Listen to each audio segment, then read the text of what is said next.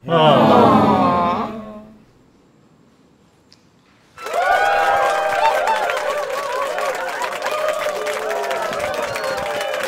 po, Attorney Tam, ha? Simulan natin yung araw natin. Pero hindi ko nasasabihin sa inyo kung nasaan ako, syempre. Basta isang lugar to na tahimik. Malayo sa'yo. Okay, simulan na natin yung alay lakad natin. Pero meron tayong i-discuss, syempre. Hindi naman tayo pwedeng... Wala tayong pag-uusapan na tungkol sa mga... sa litigation sa batas. Yung mga nangyayari sa korte.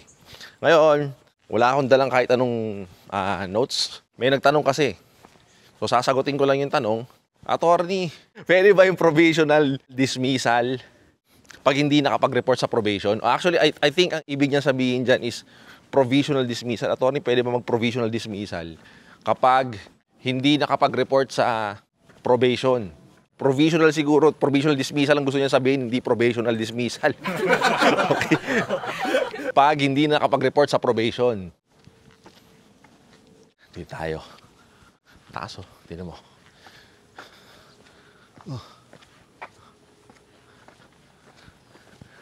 Antarik.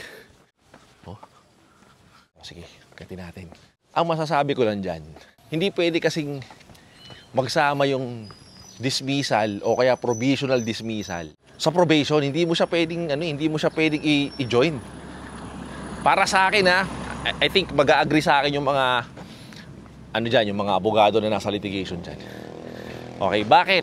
Attorney, bakit mo naman nasabing hindi pwedeng ipagsama o ipag-combine o ipagtambalin yung discussion about provisional dismissal at saka probation? Okay.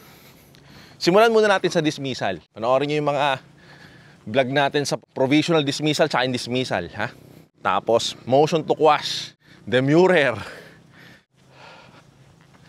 Masyadong patarik, masyadong patakas.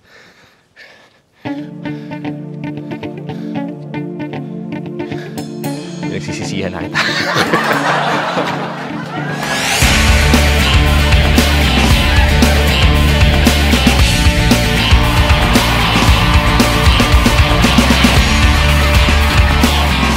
Anyway, hindi mo siya pwedeng pagsamahin dahil discuss muna natin yung dismissal, ha?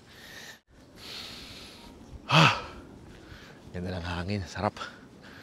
Sa dismissal kasi, like yung mga diniscuss ko sa motion to quash, o kaya yung panoorin niyo yung areglo, okay? Panoorin niyo yung plea of not guilty. Ayan, sinasabi ko na sa inyo, ha? Yung mga panonoorin ninyo, huwag kayong tatamad-tamad, ha?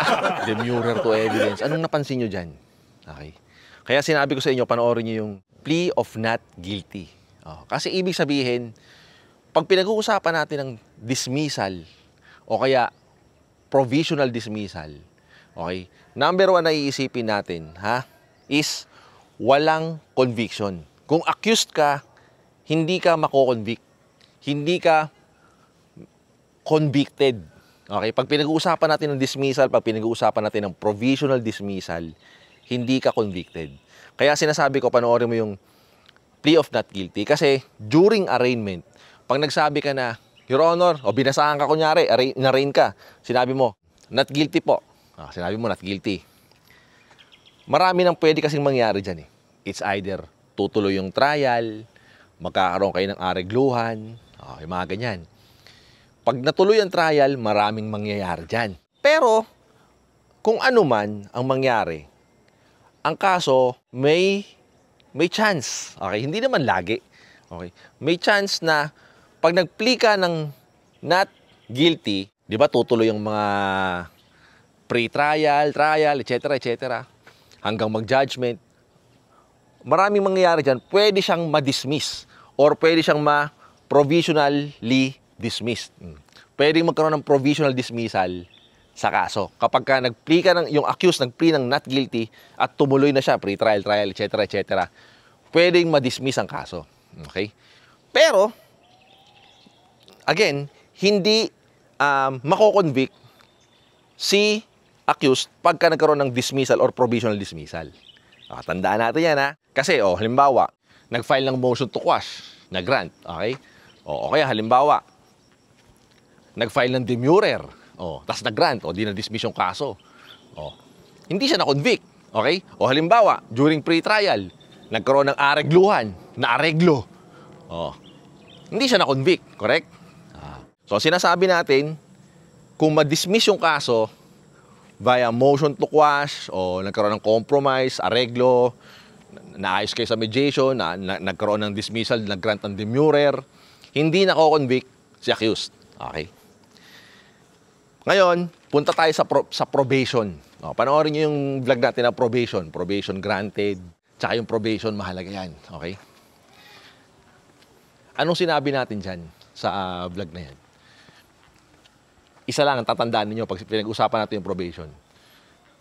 Pagka nagkaroon ng probation, ibig sabihin, convicted sino? Si accused. Alam naman si complainant. Si accused pa convict.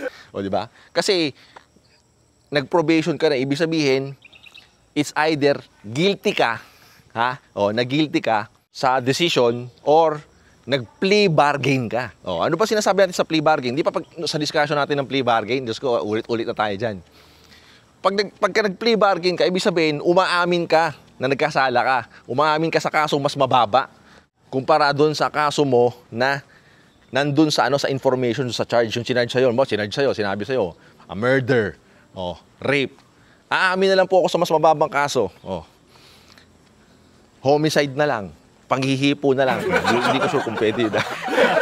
Okay? May conviction. Okay? Hindi ka na found guilty dun sa krimen na chinarge sa'yo, sa information, pero aamin ka. Magiging guilty ka, makukonvicted ka dun sa mas mababang kaso. Yun ang sinasabi natin na plea bargain.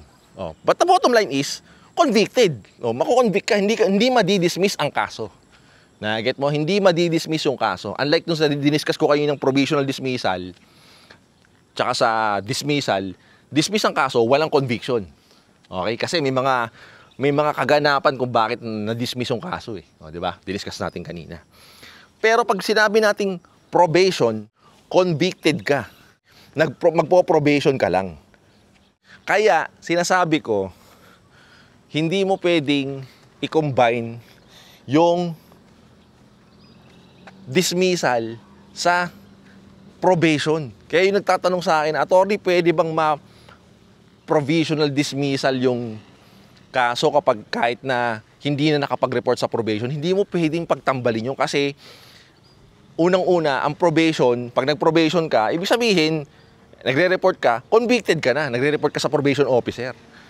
Kaya wala tayong pag-uusapang dismissal doon kasi convicted ka na. Okay? Pangalawang punto, mas lalong hindi ka maabsuelto ron sa kaso mo, lalong hindi ka mabibigyan ng benefit ng probation. Bakit? Doon mismo sa tanong niya, sabi niya hindi na raw nag-report. Ibig sabihin, hindi mo sinipot yung probation mo. Kaya wala kang aasahang dismissal dyan.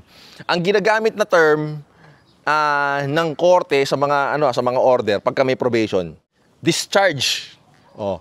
The accused is discharged pagkatapos niyang gampanan ang mga responsibilidad niya sa probation. Madi-discharge na siya. Doon sa kaso niya, lahat ng mga pataw sa kanyang mga parusa, madi-discharge na siya doon, mawawala na yun.